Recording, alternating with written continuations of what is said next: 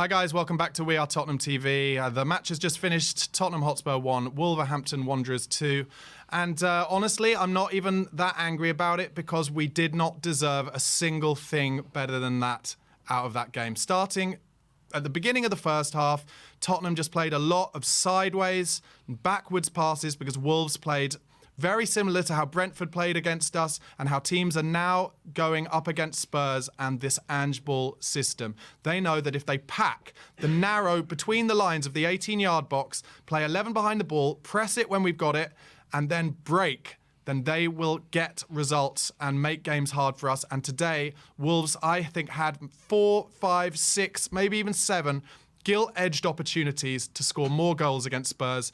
We didn't do anything. We didn't get in behind them at all. We barely made any chances until the last header of the game where we should have equalised, which would have been very fortunate. I'm here with Amir from Tottenham on Tour, who has had to, unfortunately, watch it with me. As we see in the background, Sonny and Postecoglou clapping the fans, but you've just got to say they didn't deserve any more out of it, did they, Amir? No, we didn't deserve anything out of that game. Unlike yourself, Barnaby, I'm absolutely fuming inside because I saw these games, Wolves, Palace, as winnable games. You know, put us in a position that instead of looking behind us, we can be looking at the front three and start chasing them down. Instead, now it's the other way around. And I'm really trying to rack my brain, trying to figure out what can we do as a team to break down, because, you know, it's all well and good saying Wolves came here, they played the way they did, they frustrated us, they caught us on the break, the low block worked, which all true. But what did we do on our side of the game to try and combat that, to try and get round the low block, to, I don't know, instead, because everyone knows how we're going to line up, instead change something in the formation, do something unpredictable that will change the way they play. That's my thinking behind it, because it's just too easy to play against Tottenham Hotspur here. Teams can come from wherever it is in the land, Wolverhampton this time, come, play the way they want to play and go home with all the points. It's just too easy. Yeah, look, I completely agree, and I think there's a few things to it that are worth bringing up. One is I just think there's a complete lack of, apart from maybe that first 5-10 minutes of the second half, a complete lack of tempo. When you're playing against a team who are set up in that manner, the way to get around it is to do it quickly, move the ball quickly, 1, 2-touch stuff, keep hold of the ball, you know, be careful with the ball and make the pressure be relentless, tire them out, and then you will make the spaces in behind. Apart from that kind of 10 minutes at the beginning of the second half, and I mentioned it at the time, right? We got the equaliser, it kind of came out of nowhere, and I said, but this is exactly what happened against Brighton, and then we dropped off again for another 20, 30 minutes. And frankly, after they scored the goal, it was absolute, like, child's play for Wolves. Way too easy. It was so easy for them. They were, like, laying the ball around us. And yes... And they look more likely. Oh, yeah. They look more likely. Apart from that chance, we had one chance in that whole second half that I can think of. It was the Ben Davies one, last minute. He should be putting it away every day of the year. He's mixed up where he is in alignment to the goal, and he's just fluffed it. But apart from that, we had nothing. Yet Wolves came at us again and again and again, and actually should have put that game to bed way before, when they were on the break and it was 3-on-1. Yeah, sometimes you've got to hold your hands up. We said towards the beginning of the game, Brighton were very impressive last week. I think Wolves have just been watching Brighton and just... One thing I would say, actually, is Basuma had more time on the ball than Bentancur did last week against Brighton. So we were okay. We weren't pressed quite as high there. But you're absolutely right in terms of when we lost control of the ball in the final third, which was a lot. Because we're not careful enough with it, and we don't have a number 9 who is able to kind of let the ball stick to him well enough. It was only ever one pass or 1.5, 2 passes out, and they were in at us. 2-on-2, 3-on-3. And, of course, they scored 2 goals in the end because they should have scored about 6.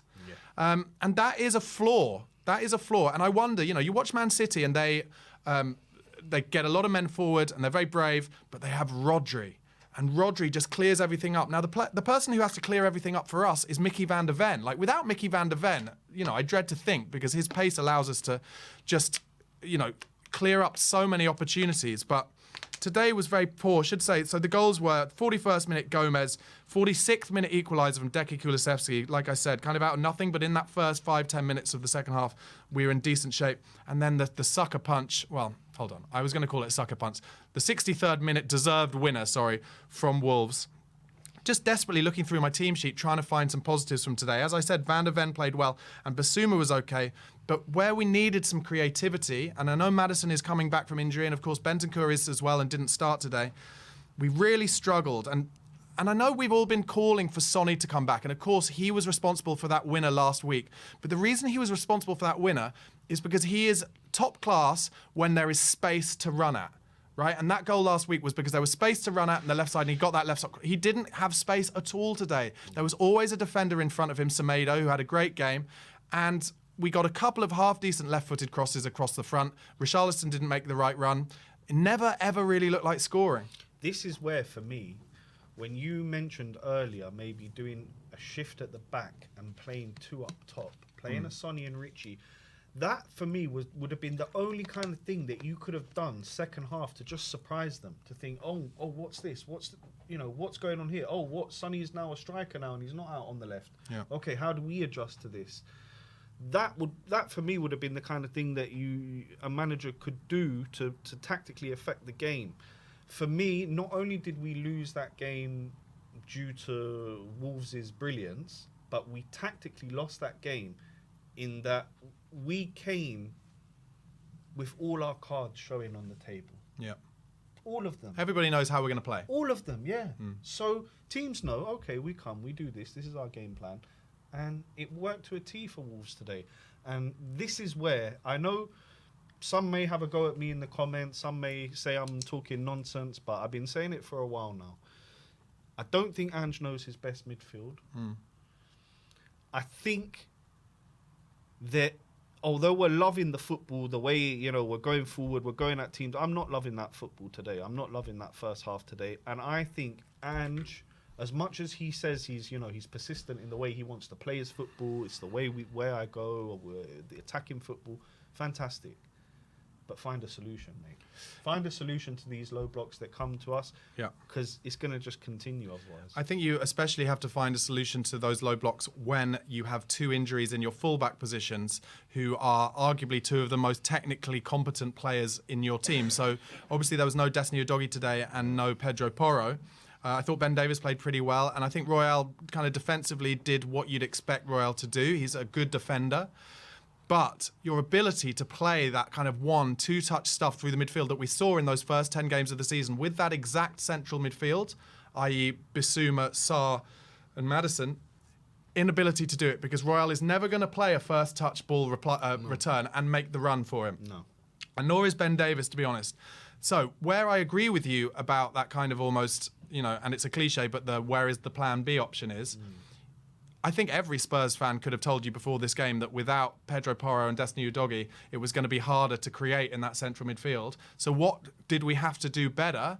These are the questions Ange should be asking his coaching team this week. Like, what can we do different to surprise Wolves so that, they have to defend in a different way?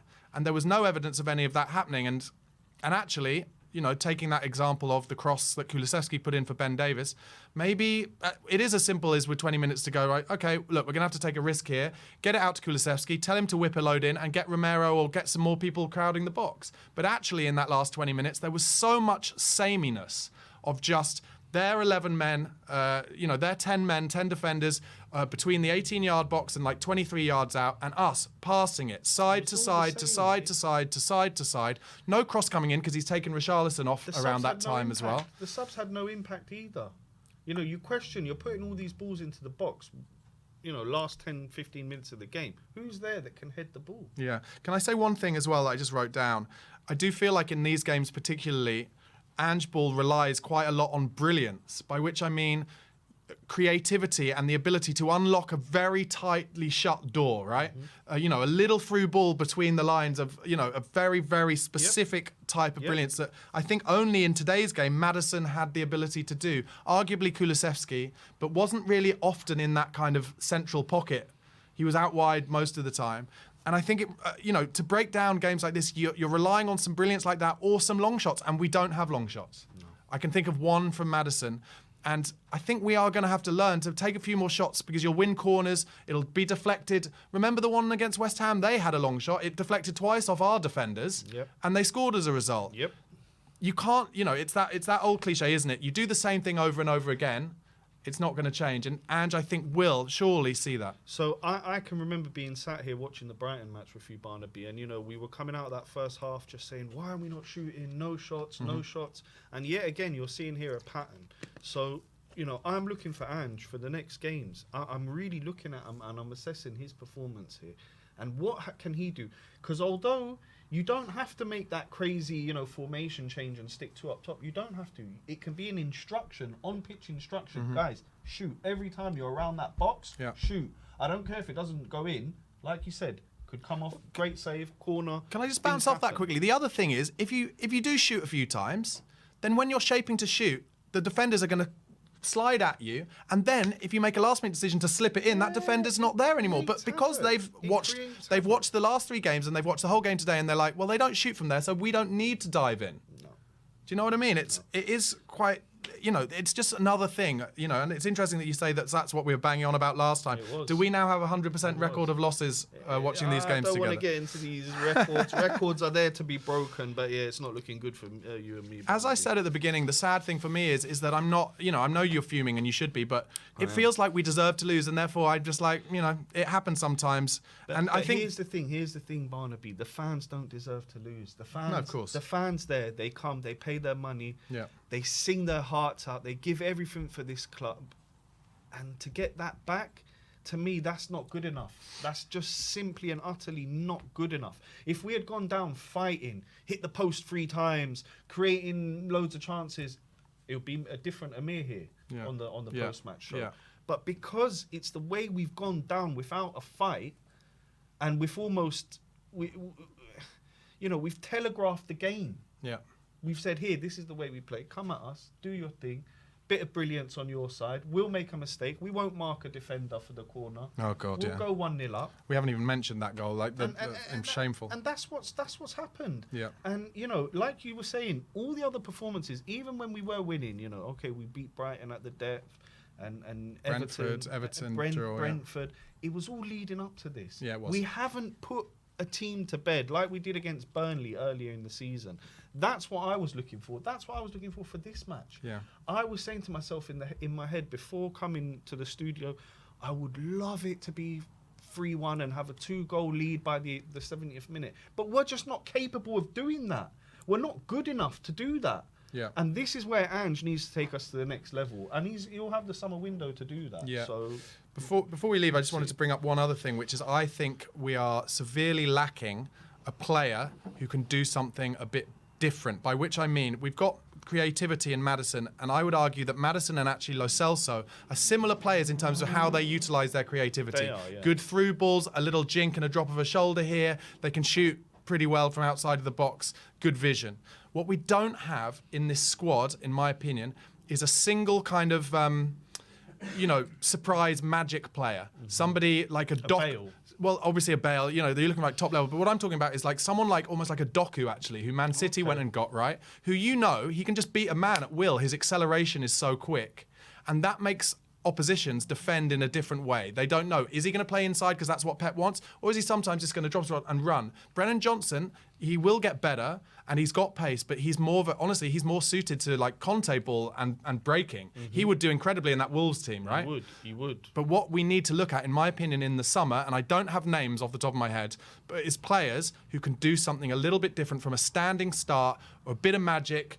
And even Sonny, I'd say, he's not that magic player. He's great when you're on the transition, and he's his decision making and his finishing is top class. But we need someone who can offer us something a little bit different. And I'd love to know in the comments from you guys, or come and talk to us on our post-match reaction show, which will be in about 10 minutes' time, and we can talk a little bit more about that. To finish this one off, guys, it feels to me a little bit, and Amir said it, like this one was coming, and maybe we deserved it.